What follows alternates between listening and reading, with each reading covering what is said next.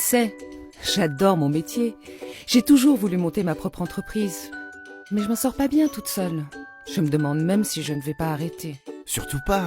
Tu es faite pour entreprendre. Oui, mais j'ai du mal à faire face à la concurrence des grosses boîtes. Pas évident pour les petits entrepreneurs isolés comme moi d'être visibles. J'ai peut-être une idée. Tu pourrais rencontrer d'autres personnes qui partagent les mêmes besoins que toi. Vous regrouper et faire face ensemble. Dans une coopérative, par exemple. Une coopérative? Ouais. L'idée, elle est simple.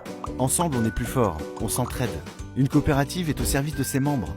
C'est valable pour les artisans, les commerçants, les agriculteurs, les salariés, etc. Le principe de base est le même. C'est être co-entrepreneur. Elle est géniale ton idée. Sortir de l'isolement, je dis oui. Mais je veux rester indépendante, hein. Ça, je l'ai bien compris. La coopérative est une entreprise collective. Chacun participe aux décisions stratégiques et même à l'élection des dirigeants. C'est de l'interdépendance. À plusieurs, on peut négocier, mutualiser les coûts, regrouper les achats, partager les risques et proposer un service au meilleur prix. Ensemble, on peut accéder à certains marchés qui paraissaient inaccessibles. Oui, mais pour réussir, il faut investir. Grâce à la coopérative, tu peux investir dans un outil industriel ambitieux. Partager un lieu de production, une enseigne ou une logistique commune. Tu n'es plus seul, tu ne fais plus tout toi-même. Tu peux aussi partager les savoir-faire, la comptabilité, la formation ou le conseil. Tu disais que les salariés pouvaient eux aussi s'organiser en coopérative? Oui, ils peuvent s'associer pour partager leur outil de travail au sein de sociétés coopératives et participatives, des SCOP. Mais alors, les consommateurs, les usagers, eux aussi peuvent créer une coopérative?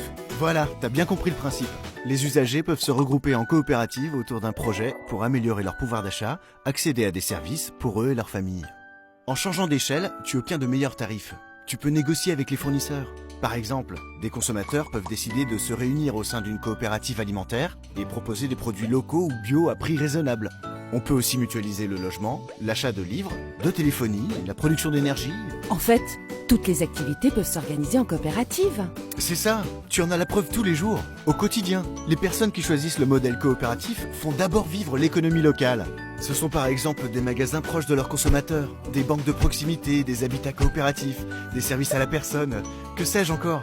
L'idée, c'est la mise en commun. En coopérative, la solidarité prend tout son sens.